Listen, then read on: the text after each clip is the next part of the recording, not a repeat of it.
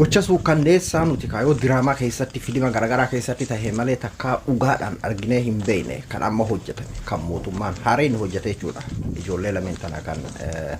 qoree irra oofaa eega gartee jarri dararamanii tarii lubbuun na oolamti jedhan jechuudha. Akkuma gartee gaafa dhiheenyaa Amaanu'eel Wandimmoo Wallaggaa keessatti tahame jechuudha. Lubbuu fi oolfachuudhaaf yaalii isaan godhan qoree irra oofanii qoree irra deemamanii Sambooda ammoo itti dhukaafamanii ija uummataa duratti jechuudha waraabanii kagalakkisan. Mee haga tokko ka viidiyoon kun dhorkaadha garuu haga tokko irraa isin garsiise jechuudha. Bakka dhorgaadhaa irraa mure jechuudha. Walitti deebina.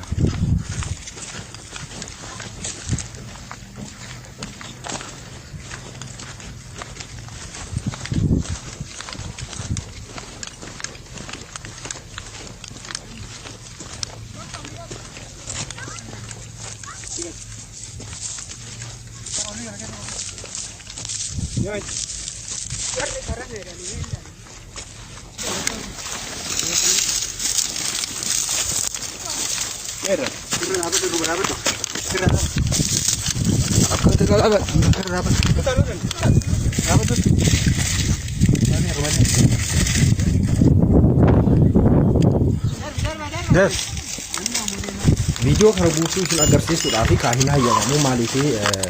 seerri YouTube seerri miidiyaa kamiitu hin hayyamu tariyoo waan akka telegiraamaa miidiyaa dhaan gartee akka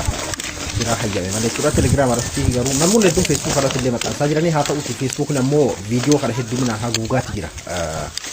Hin hayyamu jechuudha miidiyaan kamiyyuu gara jabina akkana kana hin hayyamu.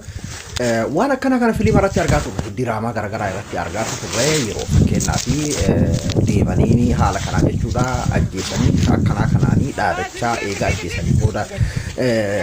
isa kana miidiyaa diraamaa fi fiilima garaagaraa irratti argaa turre jechuudha. Gaafa ammallee gaafa dargiidhaan ufimaa turan haa ta'uuti gaafa dargii akkanaa miti yeroo ajjeesuudhaa deeman qoreerra kan oofan kun amma mootummaa haaraa kun amma jechuudha. Minilik illee kana godhuu isaa hin dhageenye seenaarraa akka qorannetti jechuudha. Dargiinis jechuudha Haayile Sillaasee illee akkana kana hin dhageenye haga ajjeestu haga gartee lubbuun keessaan bahini dararuu ka jedhu san fakkeenyaaf Amaanu'eel Wandimmoo illee gaafa dhiyoo jechuudha Wallaggaan keessatti akkuma isinuu yaadattanii jalqaba tumanii maal godhanii luka isaa dhahanii dhiiga irra yaasaa haasofsiisaa haala saniin jechuudha kan isaan ajjeesan uummata waliin waamanii addabaabaayii irratti wantoota akkanaa kana haa ta'uuti haa qaayyi shibbir haa jedhu malee dargiinis yeroo ajjeesuu deemu ija hidhee rashanaadha kan dhageenye. Gaafa dargiillee jechuudha ija hidhee rashanaadha kan dhageenye akkasuma boolla fa'aatti gartee haala saniin guuranidha. Amma inni kun ammoo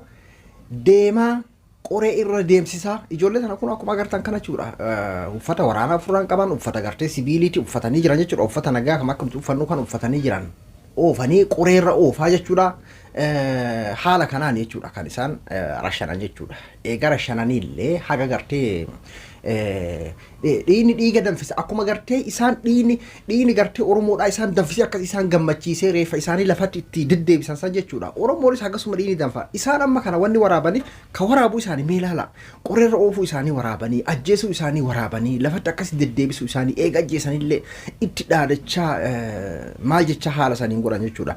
Isaan amma Oromoo biraa afaan qabachiisnaadha. Dhiini dhiiga danfisa jechuma Joohar jedhe santuu mooyata boodara. Kuni dhugaadha mootummaa haaraa amma mootummaan kun mootummaa haaraa dhugaadha mootummaa haaraa ta'u turtuu beeknuti waggaa sadiin kana kan jiru mootummaa haaraa maaliidhaan haaraa isa kanaan haaraa jechuudha. Mootummaa gartee Wallaggaa keessatti fakkeenyaaf bakkoota garaagaraa bakki Amaaraa waldaan geessu lafa akka gartee hatta Finfinnee dabalatee jechuudha. Bakka akkasitti afaan Amaaraa dubbataati rashana jechuudha. Maaliin Amaarri ajjeesi Oromoo ajjeesi maali kan Amaaraa fi Oromoo walitti kaahee wal nyaachisuu barbaada. Hayni isaan ofii ajjeesan kun beeki isaan hin quubsu isaan hin gammachiisu jechuudha. Silaa isaan kan barbaadan akka Rwaandaa sanii gabbahee uummanni baangaadhaan osoo wal fixee fedhu jechuudha. Akka san ammoo uummatatu jalaa dide. Wanni biraa haafu artisti Haacaaluu Hundeessaa qaalii sanillee Finfinnee keessatti wanni ajjeesaniif sanii fi garuu haga tokko itti milkaa'anii jiran Oromoon teena gaafas illee nafxanyaan nurraa ajjeeftee bakka jirtu nafxanya akka imaaliidha sirna osoo hin tahin namarratti xiyyeeffatan jechuu gaafas isaanillee kana barbaadu jechuudha. Amma warrummaan gartee sirni kunillee kana barbaada maaliif asiin bakka afaan Oromootiin faayidaa naaf qaba yoo afaan Oromootiin dubbadhe faayidaa naaf qaba bakka jirutti afaan Oromoo dubbataati ajjeesa. Wallagga keessatti bakka gartee fakkeenyaaf amma dhiyeenya kana maaltu dalagame bakka Amaaraa fi Oromoo waldaan geessutti kan afaan Amaaraa dubbatu jechuudha kan achitti nama rashane maatii tokko keessaa nama tokko lubbuu nama 8 olii kan gartee bakka tokkotti rashana san afaan Amaaraa dubbataati. Kana jechuun maal inni Amaarri Oromoo irratti ka'e Oromoon akkana ta'uu qaba amma isaan hangi isaan ajjeesan kun isaan hin quubsine dhiinni hagam isaan ganna jiranii kuni isaaniif gahaa miti jechuudha silaa walitti bahee guututti gartee gosaa fi gosaan sabaa fi sabaan akkasii bahee wal nyaate yeroo san deeqqifatu jechuudha amma hangi kun diqqoodha akka isaaniitti jechuudha kanaafuu amma isaan wanni akkana godhaniif maalinni sirni kun akkuma walii galaatitti kan afaan oromootiin dubbataa ajjeesus kan afaan amaaraatiin dubbataa ajjeesullee gubbeen isaa kaayoon isaa tokkumaa jechuudha oromoo jilbiifachiisuudha oromoo fi saba biraa walitti kaasee wal nyaachisee ofii isaati jidduutti hafuura baafachuudha haa ta'uuti jechuun umriin isaa hagami kan jedhu san itti deebina umriin isaanii hagami kan jedhu san haala inni keessa jiru dhuguma dhiiga namaa kana ka rabbiinuu yoo namaaf gartee halaal godhe akkanumatti dhugameetumaan deeqqifatameetumaan umriin namaa ka dheeratu taate numa dheerata yoo ammoo dhiigni namaa rabbiin bira kabajaa qabaate numa eenaa jechuudha haga ajjeesanii dararaa qoree irra oofaa haala saniini bifa kanarra sharanii jechuudha mootummaa addisii mootummaa gartee addisiisanii jechuudha mootummaa addisii ta'uunti waggaa 3 irra waggaa 3 kana dhugaadha waggaa takkaa duraa san soomamneeti jirra akka gartee inni keessattuu haa caaluu nyaatee hayyoota jumlaadhaan hidhee waggaa 3 kana kan inni irratti hojjetaa jiru kanaa jechuudha mootummaa addisii ta'uu qaatanuuf gale tarii warra hin galiniifillee yeroo wantoonni akkanaa kun godhame galamuufitti mara dhiheenya kana barkan mucoo finfinnee keessatti akkasitti poolisiidhaan kareebame san jechuudha poolisii naamusa namummaa hin qabne poolisii maalii hin qabne kana jedhanii lafa dhiitaa turanii beeki daldala siyaasaatiif akkas godhatanii jechuudha poolisii amma beeki amma isa kanallee arguu teessan amma gadi bahanii maal jedhan yoo gartee wanni kun harkaa saaxilamee yookiin ammoo oromoon qoftiin sirayyuu beeki amma oromoon hooyi malee homaa keessa jirtutti beekan isaan oromoo hin tuffatan waan ta'eef ta oromoo tana qofa yoo taate olaantummaa seeraattu kabajamee shaneedhaa tarkaanfitu irraa fudhatameedha waan isaan jedhan tarii warri gartee isaan itti amanan afaan amaaraatiin yoo kaqee qaban taate waan isaan jedhan ammallee tanuma gartee finfinnee keessatti jedhame san jiru amma kanuma hoggansaan akeekni itti kenname haalli kun oromiyaa guutuu keessatti tahamaa jiru beekee kun amma yookiin wallaggaa fi boorana qofa keessatti tahame jechuu miti guyyarraa guyyatti tahamaa jira jechuun ni dandahama garuu kan waraabamutu diqqaadha kan waraaban kana maali akka isaaniitti oromoon haa jilbiifatu haa jiilu nuti kan akkanaati manallee cufattu akka gaafa dargiisan amma akka gaafa dargiisan tahuu barbaadan isaan dargii namni haga tokko hatta hulaa cufateellee dubbatu hin sodaata jedhama yeroo nu himan ka abbootiin keenya dhaqqabuu baannullee jechuudha akkas barbaadu jechuudha amma isaan san kanaan suukanneessuu barbaadan kanuma gartee guyyaan isaa gahee kirkiree nyaatamee jiru kana jechuudha kan ganaa osoo dhalatuyyuu tortoree jiru kana barbaadanii jechuudha garuu ammatti akkasin tahu dhiini dhiiga danfisa akkuma Joohar jedhe san oromoon amma gara gumaa baafachuutii fi gara kuni oromoo tokkoomsa akkuma mismaar hagumataa gadhaan jabaata jedhame san oromoon haga laaffatee gartee waggaa 3 kana rafee burjaaja'e kanallee jechuudha burjaajiin kuni hirriba keessaa ka'a abjuu keessa jiru kana keessaa ni ka'a jechuudha ni bayyanata maaliif fakkeenyaaf har'a namoota hedduudha ka ganda kiyyaa miti wallaggaa fi gujii shaneetu jira maali jedhutu jira ganda si gaha jechuudha ka gandatti amanulleen ganda isaallee seenti gaafa ganda isaa seentee bobaa isaa jala seente hundinuu way akkas ta'e way ilmee waloo akkas ta'eedhaan eegalaa jechuudha kanaafuu amma kun yoo oromoo tokkoomsee oromoo abjuu keessaa burjaajii kana keessaa kaase malee oromoo jilbiifachiisa jedhee hin yaadu akka kiyyatti jechuudha mee seeruma kami kan akkana jedhu bar gaafa TPLF haga tokko bar gaafa TPLF haga tokko nama ajjeeftu yoo dhoo isaadhaan kan isiin nama fixaa turte kun ammoo kun amma akkanatti waraabaa jechuudha dhaadataa sodaachisaa amma kun nugusaa namni jala hin dubbatu jechuudha mootummaan addisiin kun amma akkana jechuudha kun kanaafuu kuni firaafillee diinaafillee an akka kiyyatti lubbuun gartee namaa qisaasamuyyuu namni miidhamuyyuu kuni saba kana tokkoomsuudhaaf saba kana abjuu hirriba kaasuudhaaf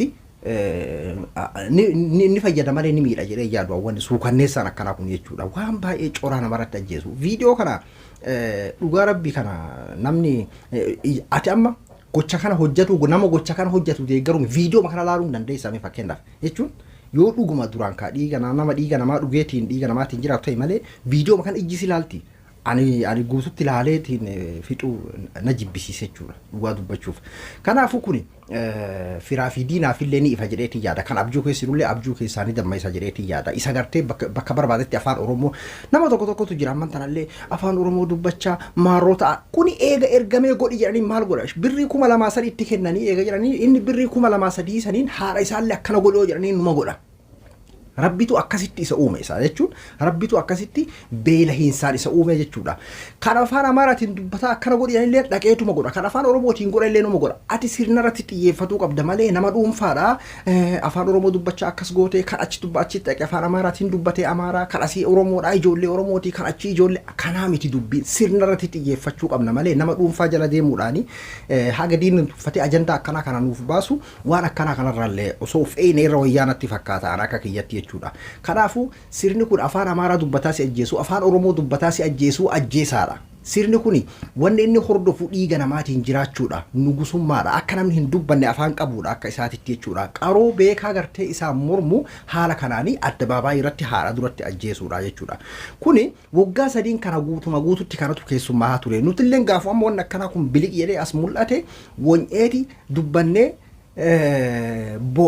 akkanuma booyuu taanee callifnaa jechuudha. Garuu isaan waluma duraa duubaan kuni karoora kaayoo isaaniiti. Akkanumatti yoo itti fufne waggaa 4-5 booda ni callisaadha. Oromoo waan akkanaa yeroo dhufe guyyaa shawwatee callisaadha akka isaaniitti jechuudha. Garuu abadan akkas hin ta'u jechuudha. Kuni akkuma gartee mismaarri haguma madooshaa mataa keessa gadhahu